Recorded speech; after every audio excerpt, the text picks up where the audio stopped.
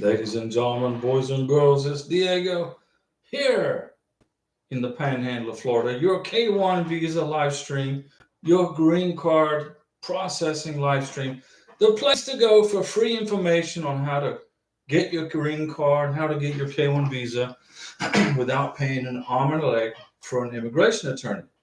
This information here is free. And I'm not an immigration attorney. I don't give you any legal advice. I don't work for USCIS, but I got 10 years experience now processing K1 visas. I've helped hundreds of people across the world, around the world, get their green cards and their K1 visas. Now, I'm also able to help you with your spousal visa, whether it's an IR1 or CR1, spousal visa or a tourist visa, B2 tourist visa. But I can't help you with the student visas. I have no clue about student visas. But I'm here to help you. It's Tuesday, 5:06 p.m. Central Time. Uno Mikey is first up to the bat. Uno Mikey, hey, how are you doing? My wife is here with me now. Thanks. Well, guess what? You get the first Mountain Dew salute. You get the first one, Uno Mikey, and a salute to you and your new beautiful wife, right? From Colombia. If I'm wrong, hit me if I'm wrong. I think she's from Colombia. So we got Uno Mikey in the house. His wife's now in the United States of America, our constitutional republic. I'm here in the Mountain Dew studio here in Florida. Uno Mikey, Medellin, Colombia. I'm Karina. She's got the memory, but I knew it was Colombia and Medellin. Now Karina's been to Medellin. I never had the fortune of going there. I wanted to go. We were planning on going, but we went everywhere else. I've been all over Colombia, but Karina went to Medellin for vacation. So I said, well, I'm pretty sure I can handle not going to Medellin for me because Karina's already been there for a vacation. So there's no point in going for a double vacation. But probably I wish I'd gone now, but it's okay.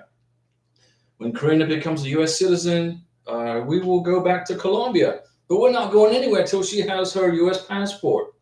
Okay? Remember, when you apply for U.S. citizenship, your goal, once you get your 2-year green card, what's the next step? Your 10-year green card. What comes after your 10-year green card? Well, you should be trying to become an American citizen. Why do I say that? Well, you're paying taxes in America as a green card holder, right? You're paying taxes as a green card holder to the IRS. So why not just become an American citizen and pay taxes as an American and get a U.S. passport? Then you can travel a lot easier without any worries of immigration harassment when you come back into the USA. Because the Border Patrol, they can deny you re-entry on a 2-year passport. On a 2-year green card. They can deny you re-entry on a advanced parole document. Let's suppose you pay, what is it, $630 for the advanced parole document, which allows you to travel outside of the United States while you're waiting for your green card. You're waiting and waiting and waiting for your green card. So you got an advanced parole and you go back to, let's suppose you flew back to India or Pakistan or Colombia or the Philippines. Advanced parole doesn't guarantee you re-entry back into the United States. It doesn't guarantee nothing other than the fact that you're playing a game of craps in Las Vegas in a casino in the hope that the Border Patrol officer lets you back in. Well, I paid $630 for this advanced parole document. Okay. But the Border Patrol couldn't care less. They can stop you. Chris and Emil, let's eat finger foods. Let's get ready for World Series Dodgers to win tonight. Okay. Well, it's a good thing I started the live stream an hour early, so everyone's going to watch the live. They want to watch the World Series. They will not be interrupted by the live stream, right? So let's give Mr. Somebody's in the house. How long was the green card wait for you guys after you sent in your application? Well, let me explain. Karina filed for her green card on February 29th. Let me start from the beginning. We arrived back in America on January 3rd of 2024. We flew from Bogota, Colombia to Miami. I rented a Jeep Cherokee. We drove home up here to the Panhandle, Florida, close to Alabama. We got married on January 14th.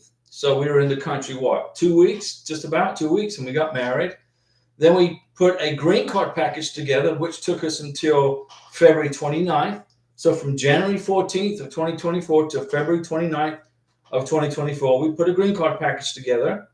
And then on February 29th, Karina filed for her green card, and she got it on June the 25th. Okay, so that's basically the entire timeline. So from January 3rd, we arrived in America. January 14th, got married. February 29th, applied for the green card. And then June 25th, she got the green card in her hand. But she also got a work permit about 3 weeks before that. But the reason we applied for the work permit is because it was free. It was prior to April 1st of 2024. April 1st, 2024, it's no longer free. You got to pay for the freaking work permit. Was it $260? Chris and Emma has called embassy direct line 3 days. Line was extremely busy. Must be the Philippines. So she did upload all the documents of this email request. But she'll try again to see if anyone will answer the phone calls.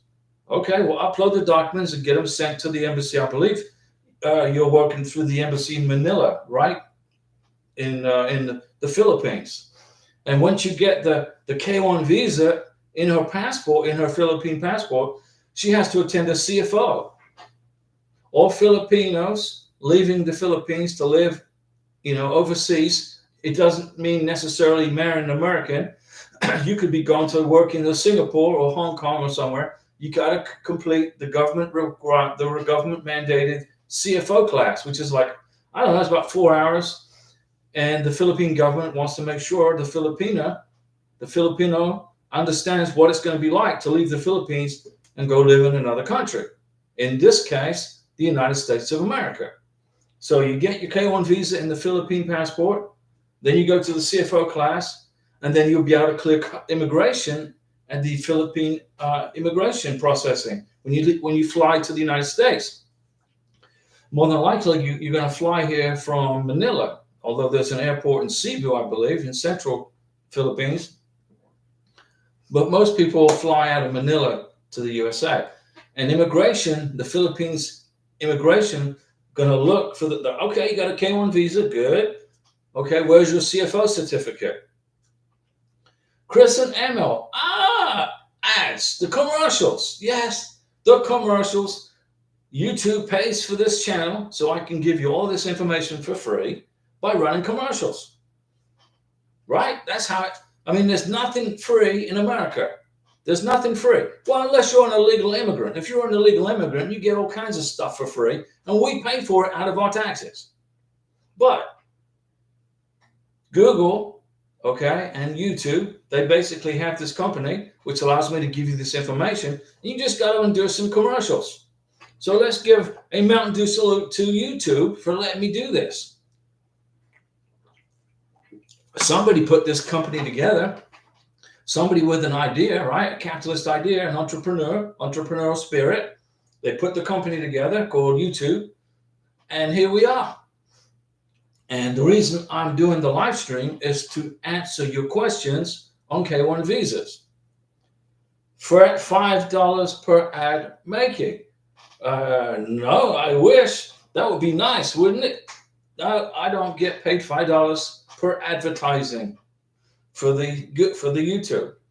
I don't know how much it is. Probably a penny or 2 pennies. I don't know. I don't pay attention to it. But it's not. If it was $5, I'd be doing a live stream 5 times a day. But the reason I'm here is not to make commercials. Okay. The reason I'm here is to answer your questions on green cards and K1 visas and spousal visas. Now remember, the K1 visa costs more than the spousal visa. So if you're trying to decide whether you want to get married first, then fly to America and via a spousal visa, you can do that, but it costs a lot of money and it costs a lot of time. You are separated a long time on a spousal visa. With a K1 visa, it costs more money, but you can bring your fiance to the United States once you get the K1 visa in the passport, and then wait in America, the 6 months, the 5 months, the 3 months, the 9 months, whatever it is, the time frame is at this time, you can wait together. You can wait to good. You can work together. You're waiting together. You get married. You're waiting together. You're not stuck overseas, separated on a spousal visa. Mr. Somebody, do you ever think about doing shorts on YouTube? It could bring extra viewers. That's a good idea. Yeah, but I'm basically I just make videos and do live streams. I mean, I could make a short on my cell phone. Well, it's not. I gave it to Karina. I don't use a cell phone. The only time I use the cell phone, this i15 or whatever the heck it is to answer your questions in YouTube. I look at the questions and it's easier for me to answer quickly on my phone, so you're not waiting for me to come and turn on the desktop computer. Okay? So, I just use the cell phone for that. But I can make shorts. Chris and Ammo, he doesn't want the comments to go extremely fast. I don't care who the comments are. The comments are questions. You give me a question about how to process a K-1 visa, I give you an answer. So that way you don't have to call an immigration attorney, right? An immigration attorney is going to charge you how much money for a 10-minute phone call? I don't know, $500. You can ask me the question here and I answer it for free. But you got to put up with commercials, right? But I don't understand what you mean. He doesn't want the comments to go extremely fast. I just want you to ask me questions on how to process a K-1 visa. There's lots of people don't know how to do this, and it's very easy to do. Okay, so right now I got 4 people watching with one like, which is fine. So if I can help 4 people on this live stream, I've helped 4 people and saved you 4 people times. Let's say it's $4,000 for an immigration attorney. So that's $16,000 I can save you, right? I'm not an immigration attorney. I don't give you any legal advice, but I sure know how to do this process. I can put together a K-1 visa application in my sleep. I can put a green card package together in a lazy boy armchair in about an hour. It's not hard to do. You just got to know what the process is. And the secret to successful green card and the secret to a successful K-1 visa approval is, number 1, be in a real relationship. Number 2, provide lots of evidence that you are in a real relationship. Number 3, make sure you make enough money to be able to sponsor somebody. If you don't make enough money, get a joint sponsor. They're not going to try to stop you. If you don't quite make enough money, immigration is not going to try to stop you from getting your beneficiary to America. They want to help you. They want you to come. They're not trying to stop you. But you got to meet some minimum income requirements. So if you don't quite make enough money, find a joint sponsor. Explain to them, hey, I just need you to cover me to get my beneficiary to the USA and get her green card or his green card. And then he or she can get a job and we're good, right? Lots of people, they get scared. Oh, I don't want to be a joint sponsor. It's scary. Oh, I'm going to be responsible for your beneficiary. That's true. You're going to be financially responsible. But what you're really doing is you're covering that person to get in and let them get their green card and then go to work. And then when that person with the green card starts work, they start paying taxes. They start paying into the system. Then you file a joint tax return and your income is more than enough to cover the requirements for the 10-year green card. Do you see what I'm saying? Immigration want to see that you have enough money covered so that you're not going to end up depending on the U.S. government for help. They don't want you to be asking for help from the U.S. taxpayer. Hannah. Hi, Diego. I received a notice from USCIS informing my USCIS account go to access. Can you explain what that is? Yeah, it means you can go in and check your status online. Your USCIS account code access is the way you can create a password and go into the online account and see what your status is of your application. But I think right now you're trying to figure out income requirements, right, for the green card. Where are you at in the process? Isn't that what you was? I think that's what's going on. You're trying to get that income part figured out, right? But you can do it. And the USCIS account code access just gives you access to your online account. So you can go on your cell phone and punch in your account number and go into the USCIS and look up your status of your green card, which is where I think you are at right now. You're at the green card level. Correct me if I'm wrong, but I think that's where we are. And we got Uno Mikey. Congratulations to Uno Mikey. Okay. Got his prometida from Colombia, Medellin. Now it's a difficult process if you live in Medellin, because you got to fly from Medellin to Bogota. You got to stay in Bogota, right? In a hotel. You got to go to your medical exam in Bogota. You got to get the biometrics done in Bogota. The embassy interviews in Bogota. You got to stay in Bogota quite a bit.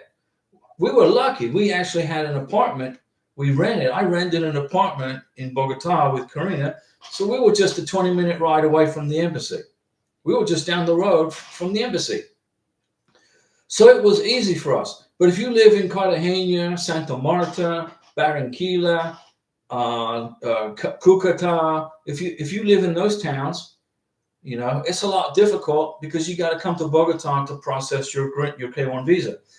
If you are from Venezuela, you can be a citizen living in Venezuela.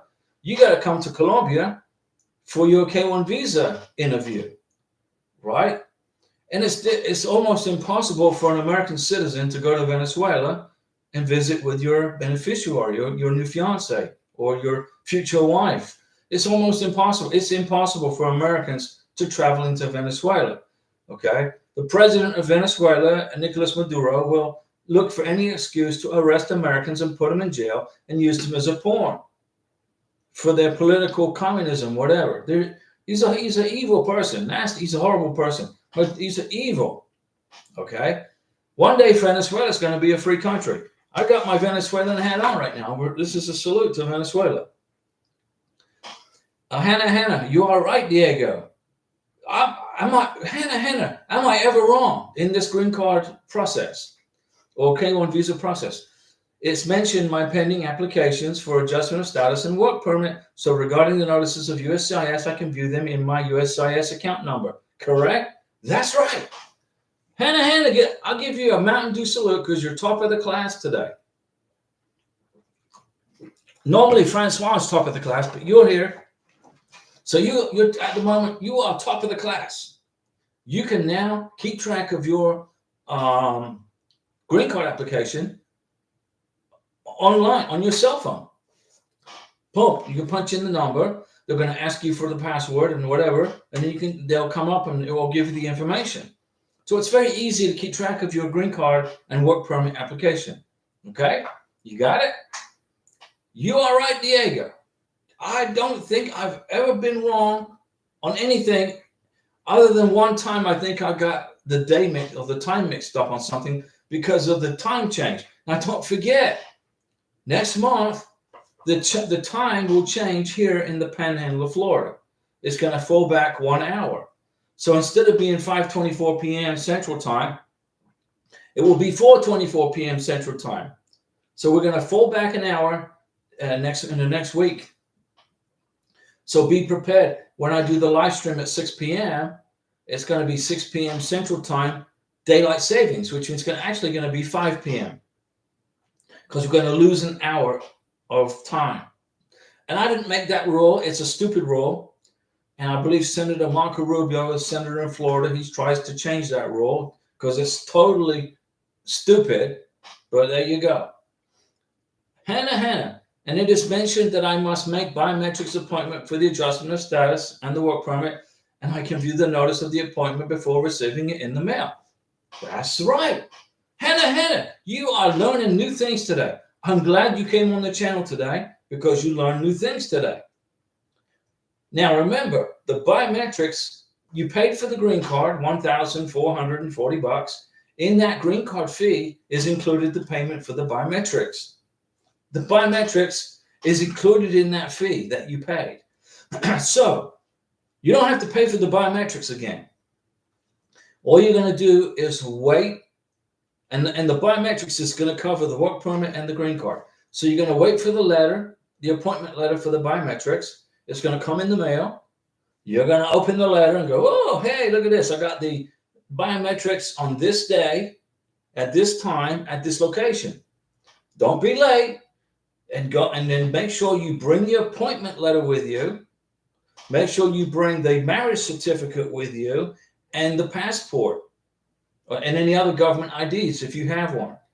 So that way the biometrics folks won't turn you away. If you go to your biometrics appointment and you don't have a government ID, you don't have your passport, you don't have your marriage certificate, you forget you don't have the appointment letter, they're going to turn you away and say, come back with that information. Okay? Very important. Don't forget the appointment letter, the marriage certificate, and the passport with the K1 visa inside it for the biometrics. Don't forget to bring that stuff. If you do, there will be issues. Okay? If you get to the biometrics appointment an hour early, let's suppose your biometrics appointment is at 11 a.m. and you get there and you park in you pay to park, the parking meter, whatever, and you're an hour early. There's no reason why you can't go in there early and see if they'll take you early, so you don't get hit with a massive parking fee waiting because you got to put the quarters in the parking meter. Hannah, so I can print out the appointment letter from my USCIS account number. What you need, you can, but what you need to do is wait for the original letter that comes in the mail. That's what you need in your hand. Okay? You got to wait for the letter to come in the mail. It won't take very long. It will be there before you know it, and then you can open up the letter. Open the letter with a letter opener. Be careful when you open up the letter with the letter opener. Don't open it so you tear anything. So the same is true with the I-7, your NOA 2 letter, your notice of action letters. You want to open them with a letter opener because those letters are in there real tight in the envelope. And if you open it with your fingers, you could tear the NOA 2 letter or the NOA 1 letter or the appointment letter or the green card approval letter. You don't want to damage that paperwork. It's very important. You don't want to damage it, okay? You got it?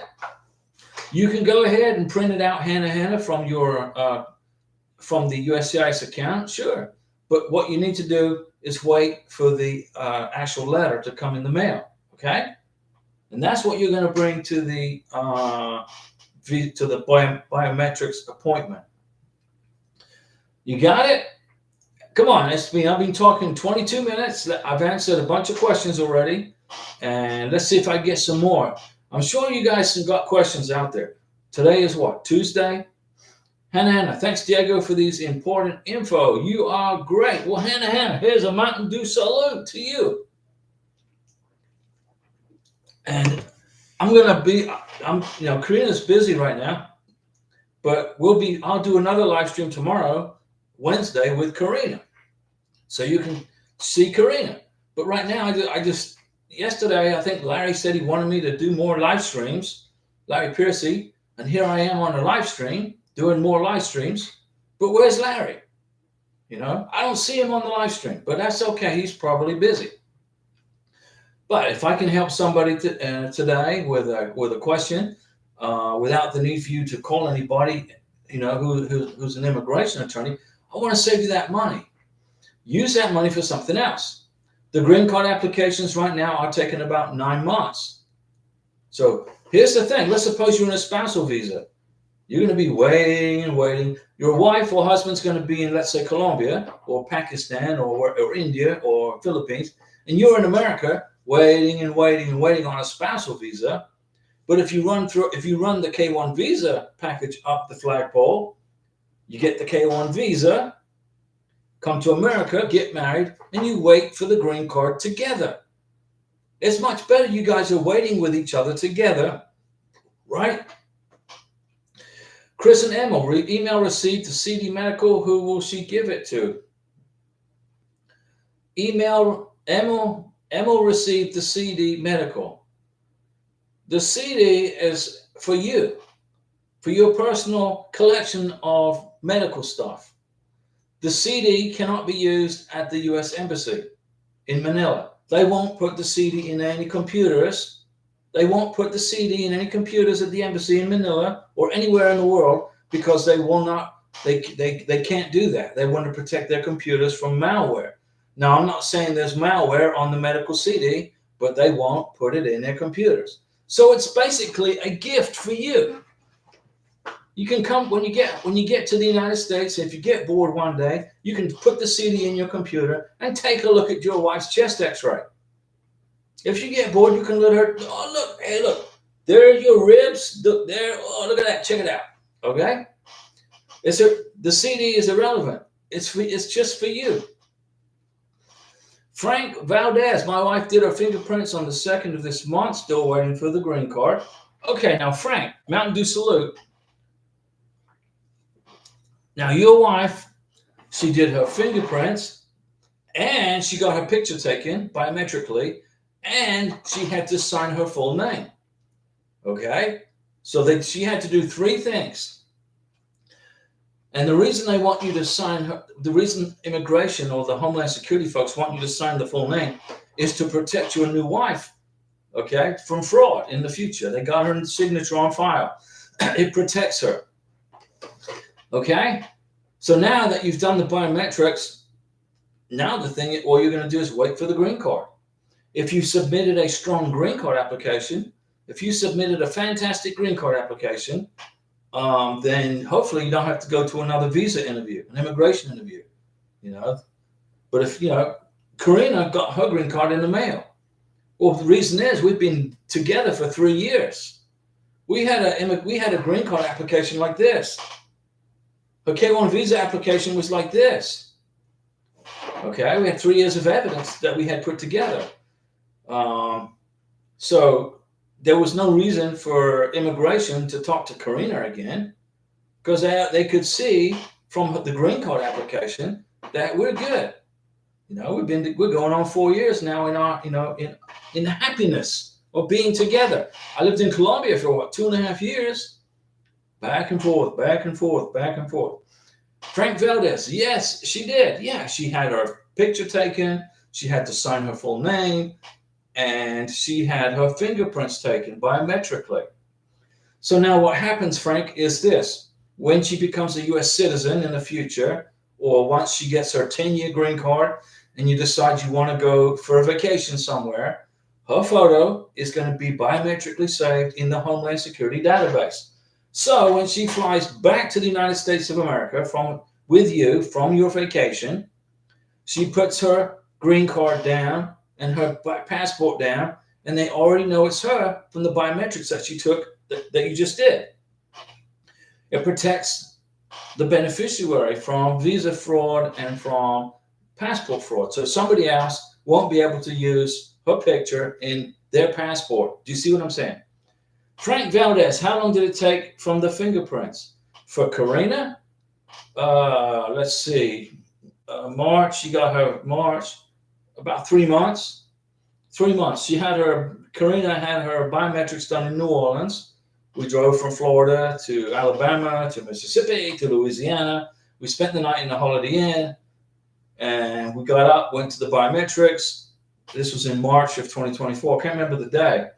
But then we came back to Florida, and June 25th. So let's say it was like March 15th, the biometrics, 15th of March, somewhere in there. And then the June of 25th, she had her green card in her hand. So March 15th, let's say April, May. So 2.5, 3 months, about 3 months. But you cannot compare Karina's green card application to your application, because everybody's green card application is different, okay? Everybody's different. It's like DNA, it's like fingerprints, okay? Everything is different, and the processing times are different for everybody. Karina got hers green card pretty quick, 3.5 months. She did, but we've been together for a very long time. There really wasn't much for immigration to do to research her or me, other than to issue her a green card. So they got it in Chicago. They got it adjudicated. sent it to Corbin, Illinois, Kentucky, because all green cards will be mailed from Corbin, Kentucky. All work permits are mailed from Corbin, Kentucky. That's where they come from. General Dynamics is the company, and they're the contract. They've been contracted by USCIS. General Dynamics has to create these green cards and work permits, and they're highly technical. That's why they hired General Dynamics. Green cards are basically bulletproof, and what I mean by that is you can't make one in your office at home. Okay, there is stuff on that green card that is embedded in the green card that makes it impossible to make a fraudulent green card or a fraudulent work permit. It's impossible. You can't do it.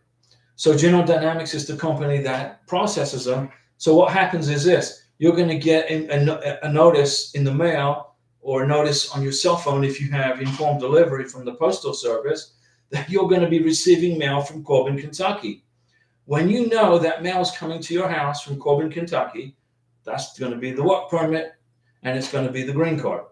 You got it? So everybody's processing time right now is a bit long. It's like 6 to 9 months. So, but you guys are together, right? You're together. That's the reason I like the K1 visa process better than the spousal visa, because you can, even though it costs more money, and even though it takes longer to get probably, you're at least together with each other. But the spousal visas are taking longer than the K1 visas right now. K1 visa processing time is about 3 months less than the spousal visa processing time as of October 29th, 2024, which is today. So I like to mention the day on the video, so in the future people know when the video was created, so they can get some kind of idea of how things are speeding up or slowing down. Okay? So come on, guys. Any more questions? I've been 30 minutes on the live stream. If you got no questions, if you guys are busy, if you know, I can stop the live stream and we'll be back tomorrow. But if you got questions, I'm here and I'll hang out with you guys. The FedEx man, once the green card is received, she can travel. You can travel on a 2-year green card, but I don't advise it. I don't recommend it, because the Border Patrol can block a person from re-entering the United States on a 2-year green card. It's a conditional green card. Okay? It's a probationary green card. It's a conditional green card. So if you do have to travel on a 2-year green card, you can travel on a 2-year green card internationally. If you do, make sure you bring with you the marriage certificate, proof of the relationship, last tax return where you file jointly if you can, receipts from being on the rental agreement to the apartment or the deed to the house, put her on the title to the car, the RV, the motorcycle. You got to carry with you on your trip proof of a real strong relationship. Because if you travel on a 2-year green card, the Border Patrol can deny you entry if they want to. There's no guarantee. Same is true with the advanced parole. There's no guarantee. With a 10-year green card, that's different. A 10-year green card means you made it through the 2 years, you made it, and then you're good to go. But remember, on a 2-year green card, you are on a conditional probationary 24-month period. Annie Pursued. Good afternoon, Mr. Diego and beautiful Karina. How are you guys? We are good. Karina's in the back there doing stuff. She's up to doing. Do you know how she's learning English? She does these word puzzles in English. I bought her a book, and she does these word puzzles where she looks for the words and she circles the words. And she's memorizing words in English that way. Pretty good. So I'm just doing a live stream for you guys by myself. Destiny's Room. Hey, I just finished my own live stream for my high school students. Whoa, Destiny's Room. Good job. Mountain Dew salute. You did a live stream for your high school students. Excellent job. That's good. Good job. Chris and Emil, if my wife gets married around second week of December, how long will green card be received? 6 to 9 months. But the good news is if you get married in December in the United States, you can claim her on your taxes in 2025 for 2024. You can file her as a joint tax return. Okay? You can file a joint tax return if you get married in December. If you get married in January, you can't. You have to wait till 2026 before you can file a joint tax return. So the question is, when will my wife get her green card if you get married in December? Well, here's the thing. If you get married in December, you're going to wait. It's going to take you at least 60 days to put a green card package together, right? So that's December.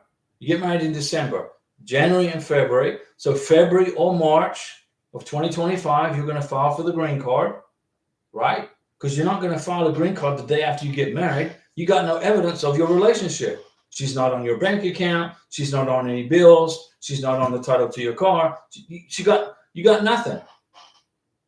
It takes about 60 to 70 days to put a green card package together. So let's say March 1st, you file for the green card. So March, April, May, June, July, August. So August, September, or October of next year is when she'll get the green card.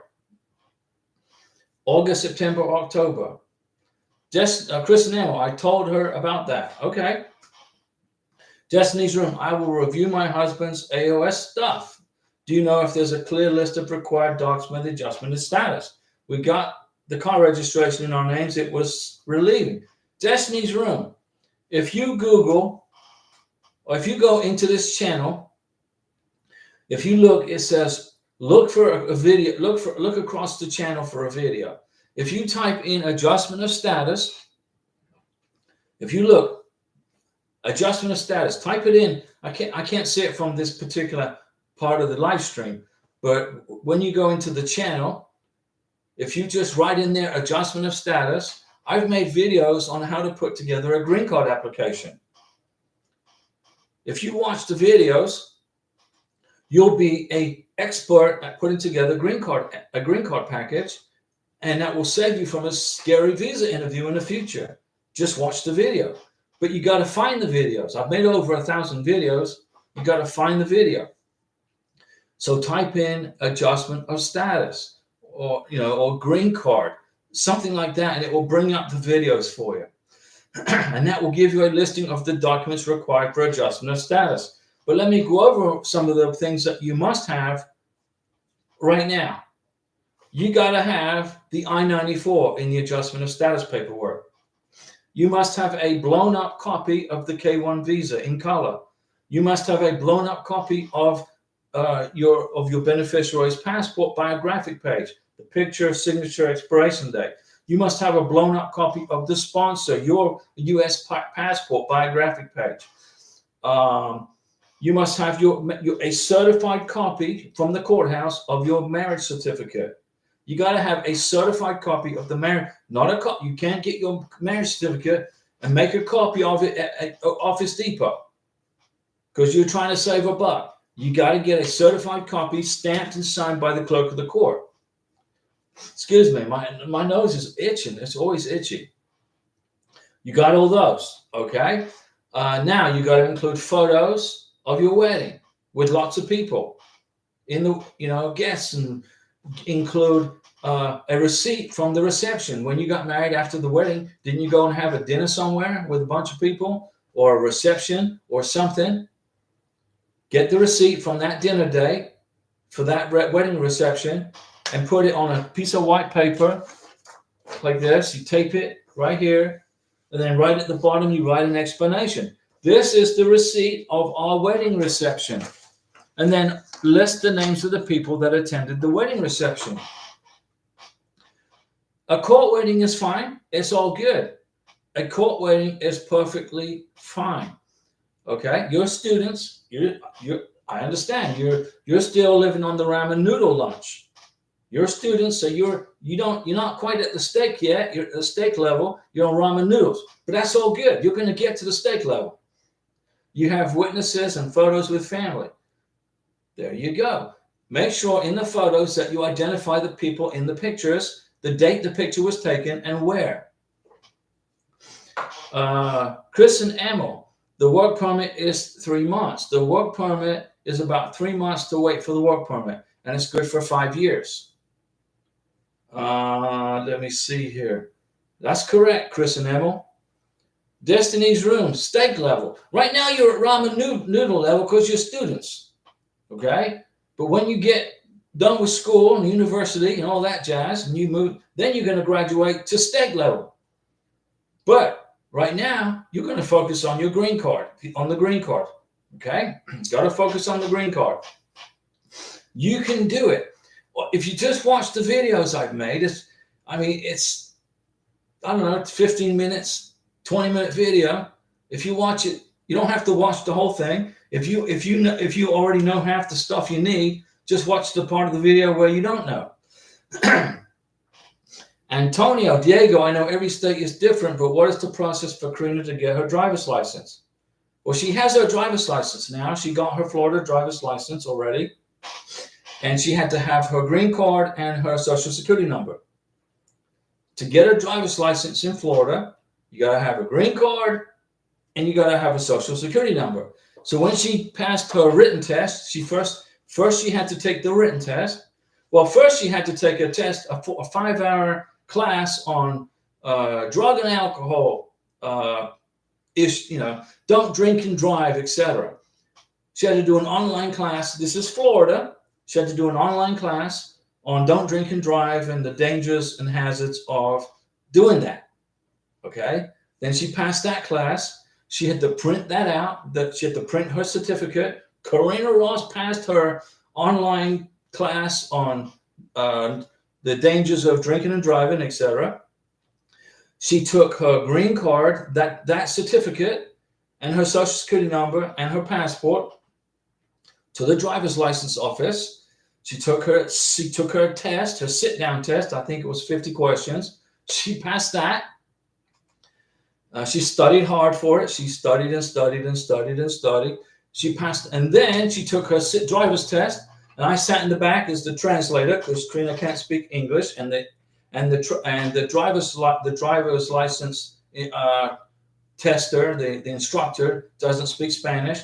So I had to sign a letter saying that I will only translate what the driving instructor says. I will not help Karina in any way other than to give directions in Spanish so that Karina knows what her instructions are. So Karina got in the driver's seat. The instructor was here. I sat in the back, and when the instructor said, "Okay, let's go," I said in Spanish, "Vamos." When the instructor said, "Okay, I need you to take a right turn here," I responded in Spanish, Karina, tú entiendes, necesito tú aquí, derecha. And then I shut my mouth.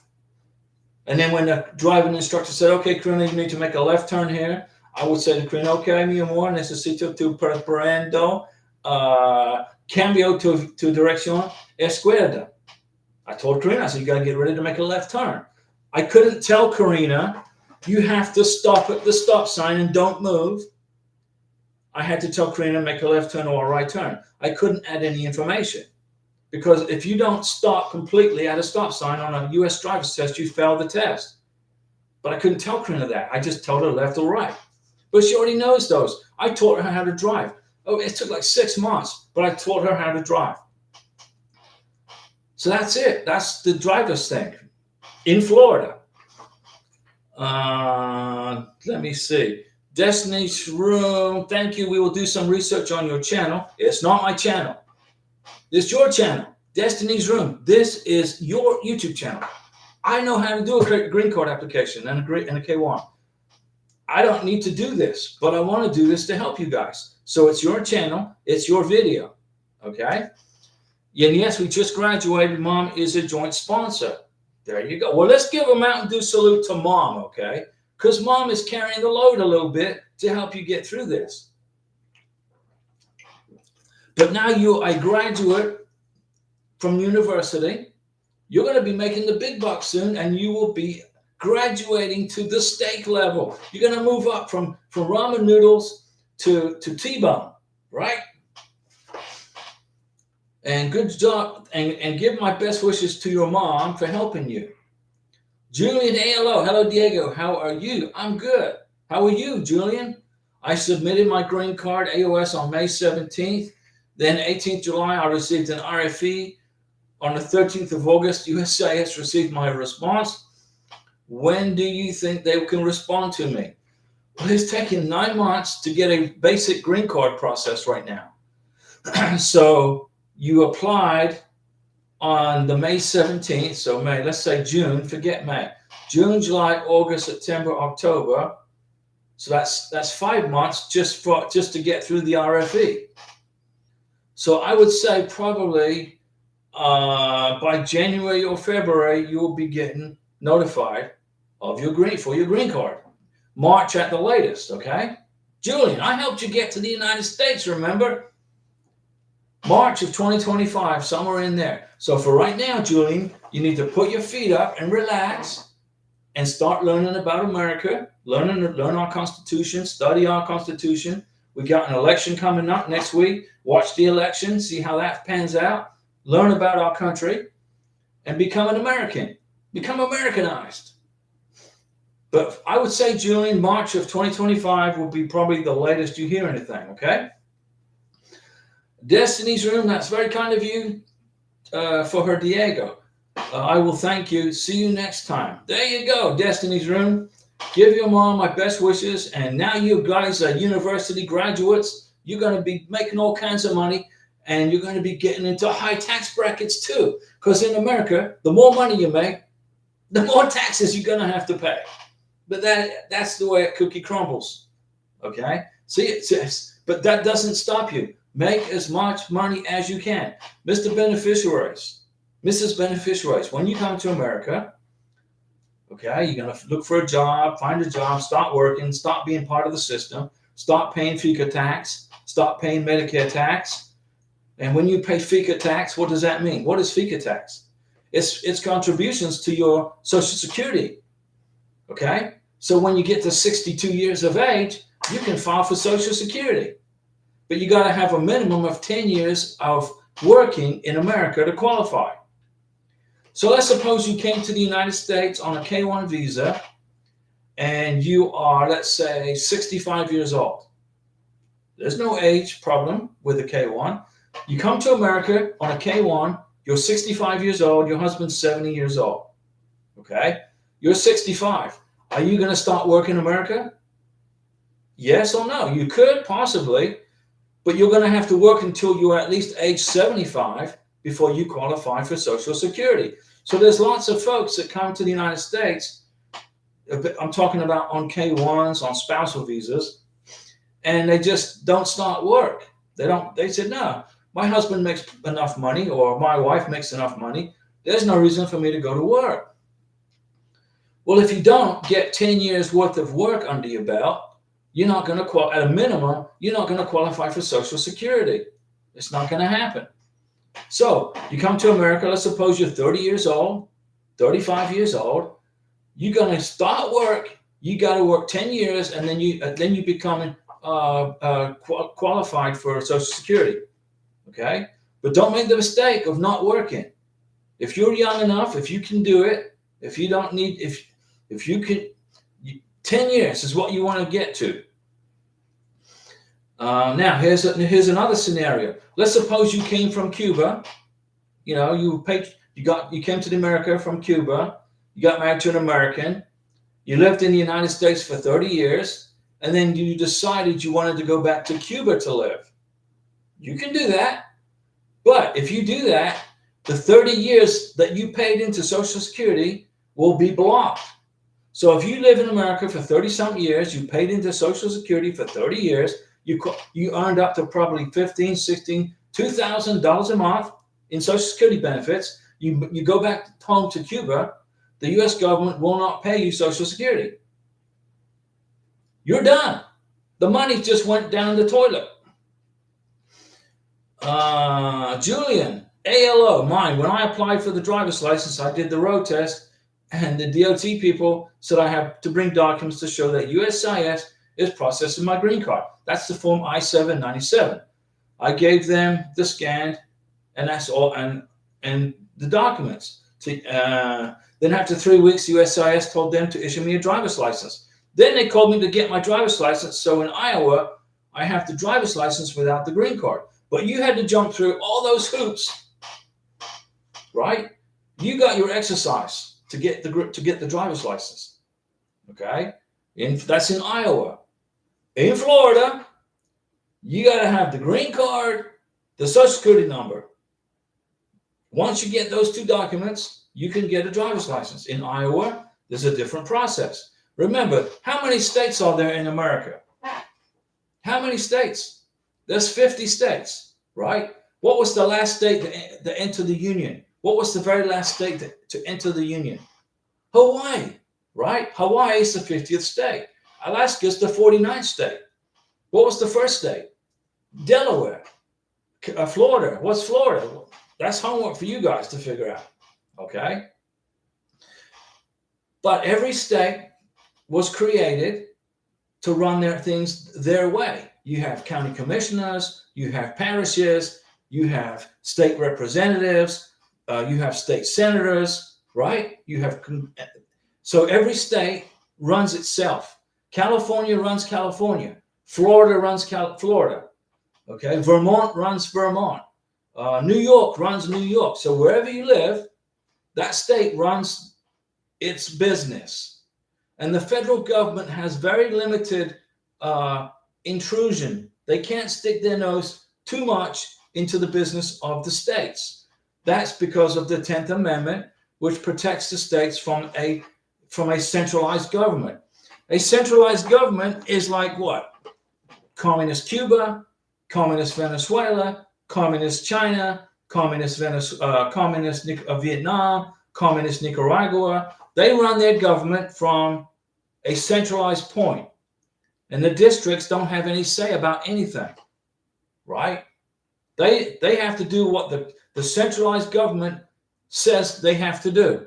But in the United States of America, Washington, D.C. is where the White House is, and the Congress and the Senate and the judicial branch, right? But the president of the United States doesn't have the power that he thinks or she thinks she has or he has, because the reason that Washington, D.C. exists is because of the states. That's information for folks who are working on their U.S. citizenship.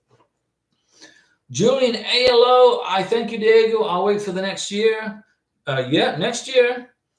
You just helped me to be here even without a passport. Yes, I did, Julian.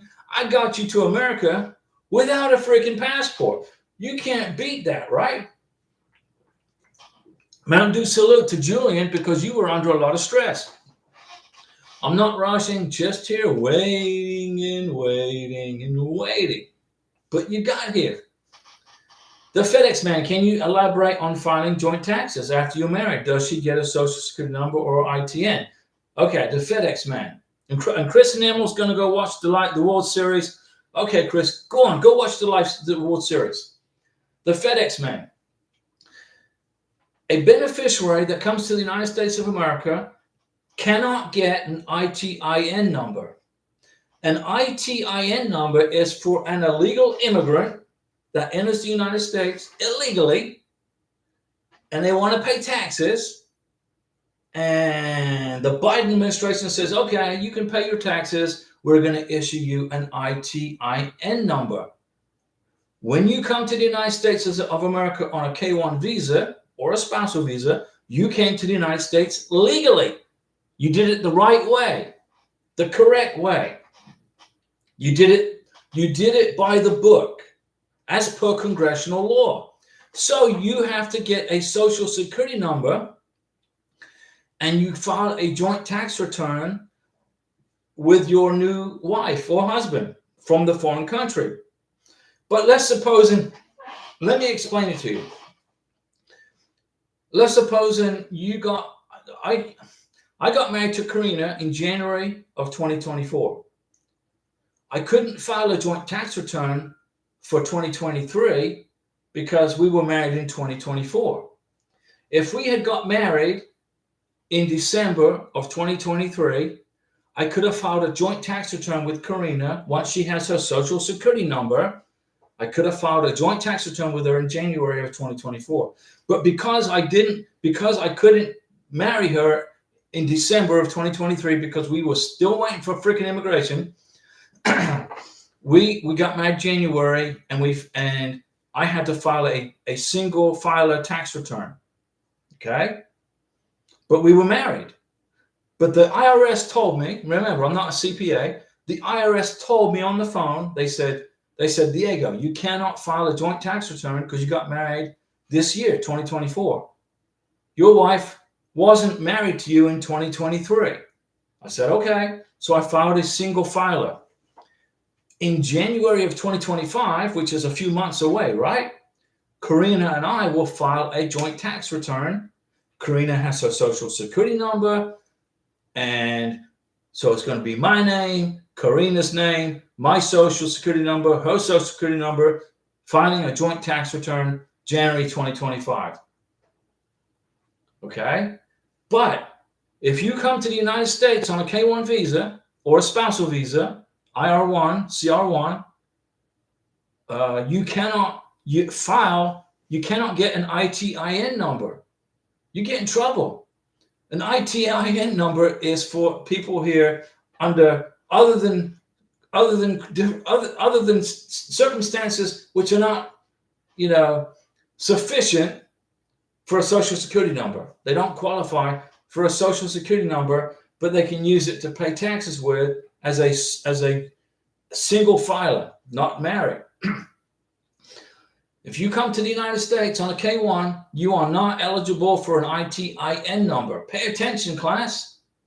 Because if you call the Social Security office up, they're going to ask you, how did you come to America? You're going to say, I came in on a K-1 visa. They're going to tell you to go and apply for a Social Security number at the Social Security office, not an ITIN number. The FedEx man, did I answer your question? Did you get it? Do you understand what I said? Chris and Emil, I'm out of here. All right. Okay, FedEx man. Mountain Dew salute, FedEx man. Don't even go that route with the ITIN number. You're going to get your new wife in trouble with immigration and with the Social Security office. Let me see here. Urban. Hello, I got married, got the Social Security number. Now we're looking to getting an ID. Do I have to apply for the adjustment of status before getting a state ID? It depends on what state you live in. There's 50 states in America, and all 50 states have all got different rules about getting a state ID. Okay, in Florida, to get a state ID, you got to have a green card and a Social Security number. It depends on where you live. It depends on how your state is governed. What does your governor say? What does your state representative say? Your legislative branch of your state.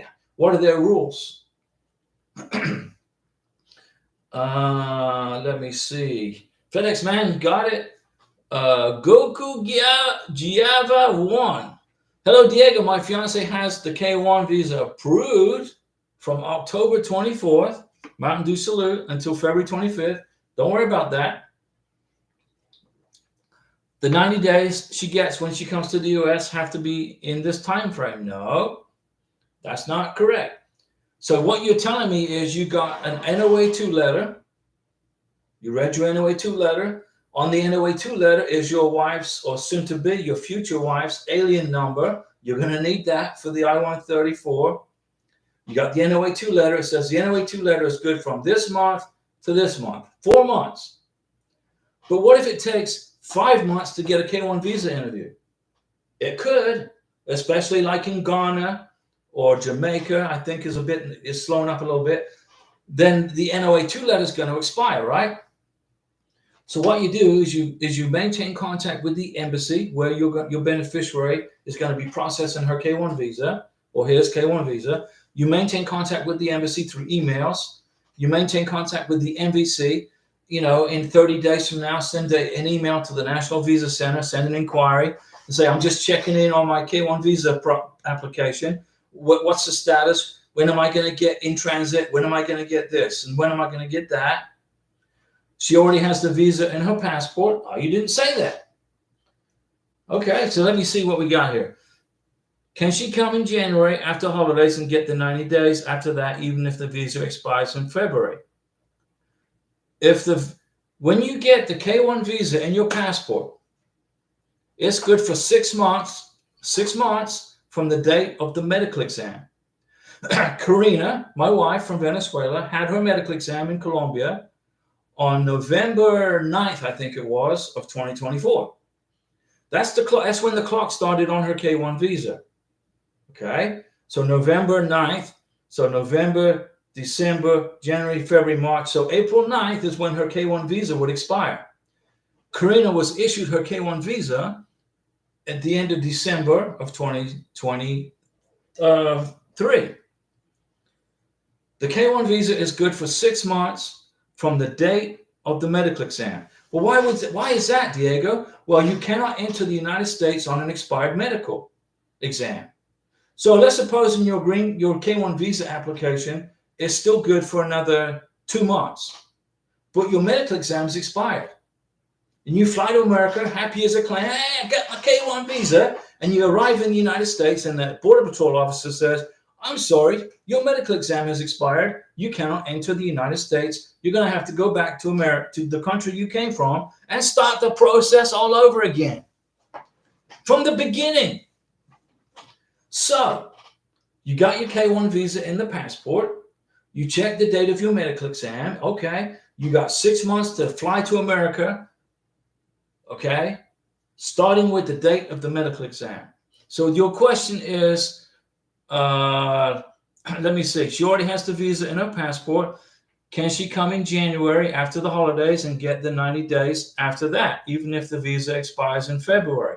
If the visa expires February 25th, then her visa is still good. But if her medical exam is expired, then her visa is still good, but they won't let you in the freaking country with an expired medical exam. So you got to ask your fiance, what's the date of your medical exam? Figure it out. If the medical exam does not expire, then you can travel. She can travel in January of 2025. But if the medical exam expires in January of 2025, she's going to have to redo the medical exam, so you don't get out of status on the medical side. Do you understand what I just said there? Goku Jehovah 1. Did you understand what I just said? Have you got it? Have you got it? It's good.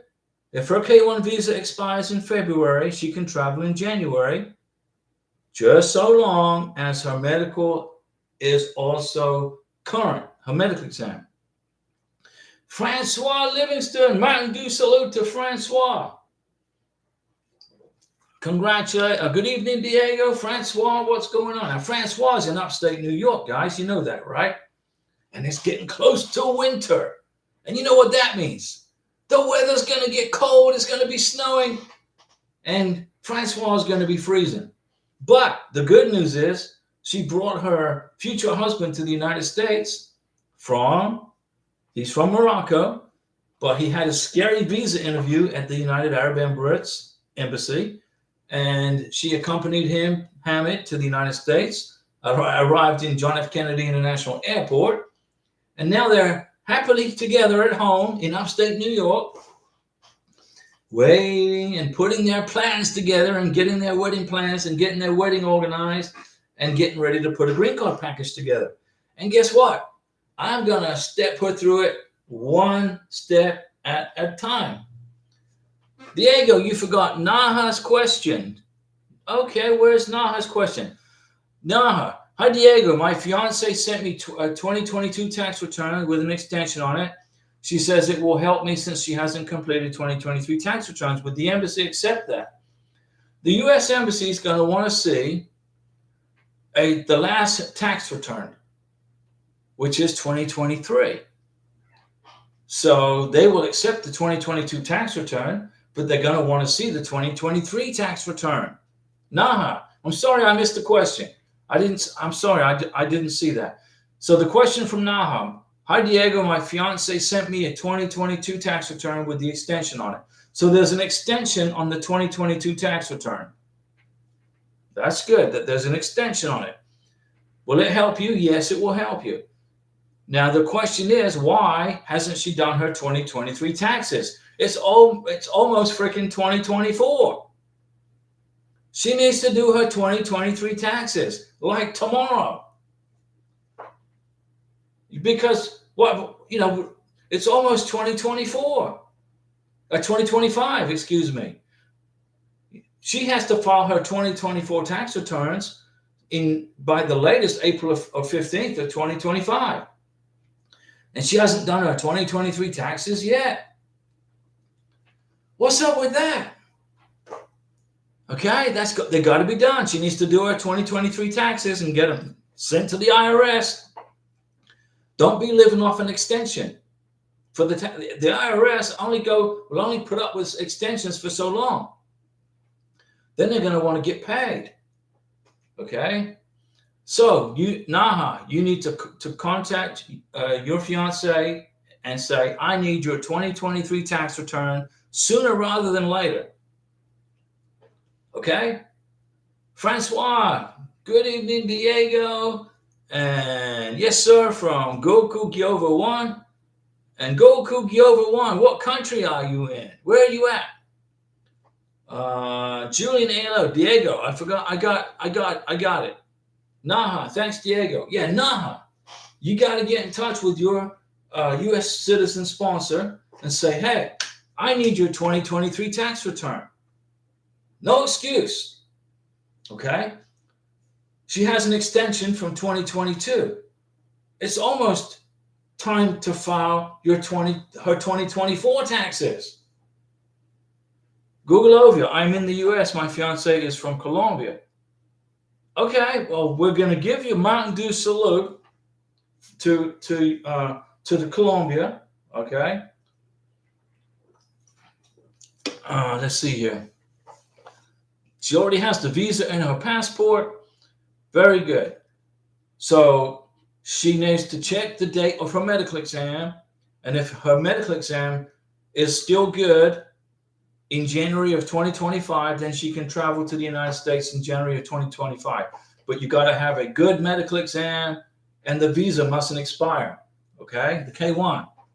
You got it? Let me see.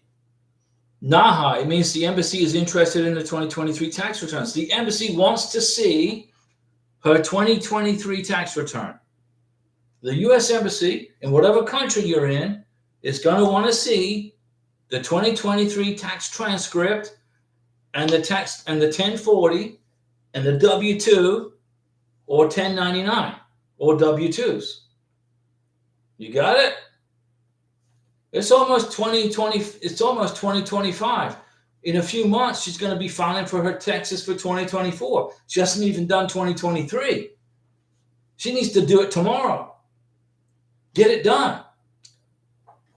5 minutes of soccer. Hola, Diego. Donde está Karina? Karina, where's Karina? She is in the back of the house doing, I think she's cooking something or watching TV or relaxing and doing her English puzzles. She does these puzzles in this book I bought her, and she circles these words in English just to look for words in English. And that helps her learn English. She's doing pretty good. So the question from 5 minutes of soccer, it's in Spanish, so I'll translate it. Where is Karina? She is in the back of the house. But tomorrow is Wednesday. Karina will be with us on the live stream tomorrow. 5 minutes of soccer. Oh, nice. Yeah, Karina, she got up at 3 o'clock this morning. She got up for work at 3 o'clock. And she worked her long day, and she's relaxing. Naha, let me tell her to do the taxes. I told her she was comfortable with only 2022 taxes. I'm having my interview this week. You got to have, Naha, your visa interviews this week. They're going to want to see the 2023 tax return. Okay? She needs to do it like tonight, get it in the mail to the IRS tomorrow, and then get you the 1040 and the W-2s FedEx to you overnight. Okay, with the I-134 that she signed. Nah, I just saved your visa, man. I just saved your visa. But you got to get on her. Boom, got to get it done. Let me see. Annie Pursuit. Oh, you 5 minutes of soccer. You're going to be flying. You're flying to Paris. My fiance is in Paris. Her interview's on the 4th of December. In Paris, in France. Very good, very good. That's excellent. When you go to France, go to Paris, enjoy it, spend a little time there, go eat some restaurants. While you're in Paris, make sure you keep the plane tickets, the restaurant receipts, and anything you do with her in Paris, keep those evidences for the green card application. Okay? You got it? Annie Pursuit. Hi, Mr. Diego. I already filled out and sent in my I-485. You did your biometrics, the fingerprints. I'm waiting for my interview. You may not have to have another interview. What I have to do in the meantime. Okay, Annie, if you filed a strong green card application, and apparently it sounds like you did, you may not have to go to another visa interview. Okay? You may not have to go to another visa interview. If you put together a fantastic green card application with tons of evidence, immigration don't have the time to be interviewing everybody. So the secret is to prove to immigration that when you file for the green card, you're happily married, you're commingling funds, you both are accepting responsibility for the household bills, your name is on the title to the car, the RV, the motorcycle, the deed to the house, the apartment lease, the water bill, electric bill, the trash bill. You got a library card. You got a Sam's Club card, both of you. You got to prove cohabitation. You got to prove that you are commingling funds with a joint bank account. All these things you got to prove. Okay? Let me see. So in the meantime, Annie, you just put your feet up and wait for the green card. Probably not going to get another visa interview if you did a strong green card application. Julian ALO, Diego, it seems like Naha's fiance sent 2022 taxes and hasn't done 2023 taxes and has an extension. Yeah, the extension, it's almost 2025. Julian, it's almost 2025. You can't sit on an IRS extension for 2 freaking years. Naha, got it. 5 minutes of soccer. Any advice about how long to pick up the visa in Paris? It's about 4 to 10 days. Depends on how busy they are, but it's like 4 to 10 days. Naha, extension is on 2022, meaning she hasn't done 2023 taxes. She needs to do her 2023 taxes tomorrow and get you the 1040, the W-2s, the 1099s, and send them to you overnight, okay? Because immigration and the IRS are not going to be happy with an extension on a 2022 tax return when it's almost 2025. It ain't happening. Goku Jova 1, Diego, her medical appointment was on August the 5th, 2024. Okay. So August the 5th. So September, October, November, December, January, February. So her medical's good. Yeah. Her medical's good. August to September, October. So make sure she leaves. Okay. Make sure she leaves Colombia in January, not February. In February, she'll be blocked and denied entry to the United States. But in January, the 2nd or 3rd of January, but you got to listen. Go right now. It's October and November. Plane tickets from Bogota, Colombia in October and November are cheap. A plane ticket one way from Bogota, Colombia to the United States in October and November is a couple of $100, $300 or $400 for a one-way flight. If she buys a plane ticket in January to fly to the United States, it's going to be about $1,000, $900, because it's Christmas and New Year's. The airlines jack up the plane ticket prices from Bogota to the United States in December and January. It is the most expensive month, the most expensive time of the year to be flying from Colombia to the USA. So my recommendation is, if you can get her to fly to the United States in November and not January, you're going to save $600-700 in plane tickets. Julian, oh, okay, I got you. Please tell the fiance to provide you the taxes. It's very important. It's very important. Here's what could happen. If you don't, Naha, if you don't provide the 2023 tax returns, the embassy is going to say, okay, well, we're going to wait for them. We're going to put you on a 221G hold, and we're going to wait for those 2023 taxes. And then you're going to be waiting for 2 or 3 months on a 221G hold, when you could be getting an approved K1 visa right away with those tax returns. Okay? El Piso Tube. Hi, Diego. How long does it take to get an appointment for the visa interview after NOA2 approval? El Piso, it depends on what country you live in. Some countries are quicker than others. So once you get your NOA2, which is your Notice of Action Letter 2, it depends on what country you live in. Ghana's taken a long time. Jamaica's taken a long time. Colombia is not so bad. It's not too bad. It's getting faster and faster in Colombia. Some parts of Africa are getting faster and faster. It all depends where you live and on how busy the embassy is. Remember, from the NOA1 to the NOA2 is about 6 to 9 months. And then from NOA2 to the National Visa Center Welcome Letter is about 2 months. But if the embassy is backed up with work and they don't have the people to process the visas, you could be waiting, you live in Italy, okay, buonasera. I lived in Italy before also. I lived in Italy for 6 years. Beautiful country. If you live in Italy, it's taken from NOA2. So you're going to have your visa interview probably maybe in Naples, I think. In Naples, Italy, I believe is where you're going to have your visa interview. Or Rome. I don't think it'd be Rome, probably Naples. Depends on what part of Italy you live in. But I would say about 5 months after your NOA2 letter, 5 to 6 months, the max, if you live in Italy. Okay?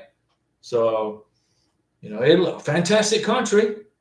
I lived in Sicily for 3 years, and I lived in Sardinia for 3 years. So I got 6 years under my belt with the beautiful people from Italy. I tell you, the Italians are fantastic. They are just very, very nice people, very family oriented. I mean, they're wonderful people. I would love to go back to Italy. When Karina becomes a U.S. citizen, I'll take her to Rome, and maybe I'll take her to Sardinia, because La Maddalena, man, I don't know. That's a little secret island off the coast of Sardinia, but it's beautiful. El Piso too. It will be in Naples. I'm never wrong, am I, El Piso? Have I ever made a mistake on this channel?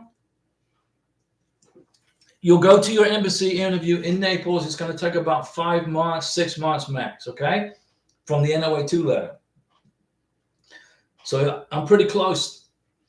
Okay, guys, I've been talking for 1 hour and 18 minutes. I will stick around longer if you got more questions for me. But if you don't have any more questions, I'm going to go get something to eat. So I'll give you a couple minutes here. And if you don't have anything else, then I'm going to go grab a bite and find out what Karina's up to. But I will be back tomorrow with beautiful Karina. And Goku Jova 1, I did it. Okay. You did what? What did you do? Tell me. Okay, guys, we'll be back. I'll be back tomorrow with Karina. Okay, Wednesday at 6 p.m. Central Time. The FedEx man gets the last word. Appreciate you, Diego. Catch you tomorrow. FedEx man gets the last word. See you guys tomorrow. And ladies.